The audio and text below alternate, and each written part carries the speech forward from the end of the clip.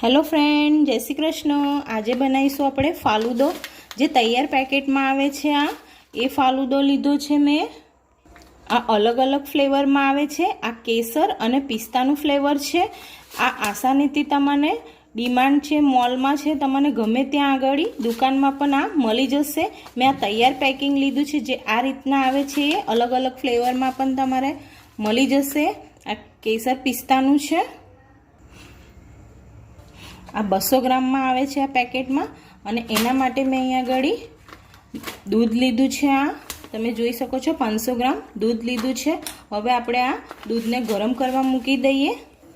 तमे जोई शको छो मैं दूधने उकाळवा मूकी दीधुं छे। आपणे दूध उकळे पछी आ पेकेटनो अंदर आपणे फालूदो नाखवानुं छे। આપણે જ્યાં સુધી दूध उकळे ना ત્યાં સુધી આપણે રાહ જોઈએ। આનામાં કશું જ કરવાનું હોતું નથી, બસ આપણે दूध અને આ પેકેટ જ જોઈએ છે। આ પેકેટનું જે અંદર મટીરીયલ છે એમાં બધું મિક્સ આવે છે। આમાં ખાંડ બી નાખવાની જરૂર નથી, બસ આપણે આ પેકેટનું જે મિશ્રણ છે એ જ નાખવાનું હોય છે। તો આપણે દૂધને ઉકળવા દઈએ। તમે જોઈ શકો છો दूध સરસ ઉકળી ગયું છે। હવે આપણે જે પેકેટ હતું आ रीतना एज नाखी देवानुं छे। तमे जोई शको छो आ पेकेट में बधुं ज आई जाय छे। सेवो छे, तकमरिया छे, खांड छे, बधुं ज आई जाय छे। कस्टर्ड पाउडर छे। आपणे कशुं ज नाखवानी जरूर नथी।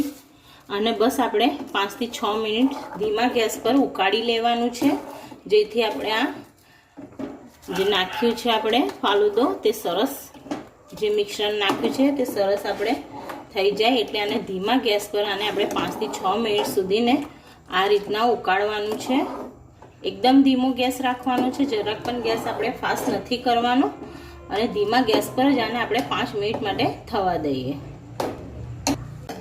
તમે જોઈ શકો છો 5 થી 6 મિનિટ થઈ ગઈ છે ને આપણે સરસ ઉકળી ગયું છે।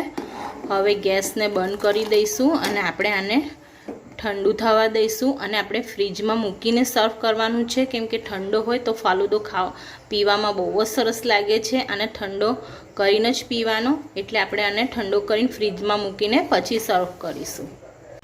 मैं गैस बंद करीने हवे आने नीचे उतारी लीधुं छे। तमे जोई शको छो अत्यारे आ आटलो पातळो आपणाने फालूदो लागे छे, पण जेम ठंडो थशे ने आपणे फ्रीज में मूकीने आने ठंडो करीशुं तो ए जाडू थई जशे।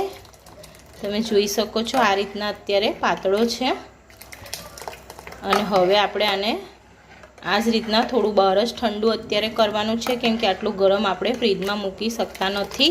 એટલે આપણે આને થોડો ઠંડો થઈ જાય પછી આપણે ફ્રીજમાં મૂકીશું અને તો હવે આને આપણે ઠંડુ થવા દઈએ।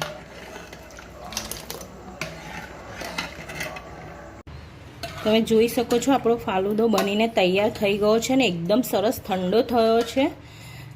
આપણે મેં રાતે બનાવ્યો હતો અને ઓવરનાઇટ મેં આને ફ્રીજમાં રાખ્યો હતો। અને તમે જ્યારે પણ બનાવો તો એકદમ ઠંડો કરીને જ એને સર્વ કરજો, કેમ કે ફાલૂદો ઠંડો જ સારો લાગે। અને બનાવીને તમારે 4-5 કલાક ફ્રીજમાં મૂકી દેવાનો તો સરસ ઠંડો થઈ જાય।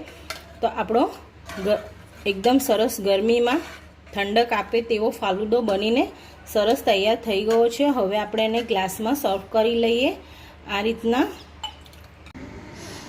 તો આપણો ફાલૂદો બનીને તૈયાર થઈ ગયો છે સરસ। આપણને ગરમીમાં ઠંડક આપે એવો કેસર પિસ્તા ફાલૂદો આપણો બનીને તૈયાર થઈ ગયો છે। આ રીતના તમે તૈયાર પેકેટ લાવીને સરસ આપણે ઘરે આ રીતના ફાલૂદો બનાવી શકીએ છીએ। એક પેકેટમાં આપણે 4 ગ્લાસ આપણો ફાલૂદો બનીને તૈયાર થઈ જાય છે અને પીવામાં પણ એટલો જ સરસ લાગે છે। તમે એકવાર જરૂરથી ટ્રાય કરજો। અને જો તમને આજનો મારો વિડીયો ગમ્યો હોય તો મને કમેન્ટ બોક્સમાં જરૂરથી કહેજો કે તમને આજનો મારો વિડીયો કેવો લાગ્યો। અને જો તમને આજનો મારો વિડીયો ગમે તો મારા વિડીયોને લાઇક કરીને મારી ચેનલને સબસ્ક્રાઈબ કરી લેજો અને તમારા ફ્રેન્ડ સાથે શેર કરજો। ફરી મળીશું એક નવા વિડીયો સાથે, ત્યાં સુધીને જય શ્રી કૃષ્ણ।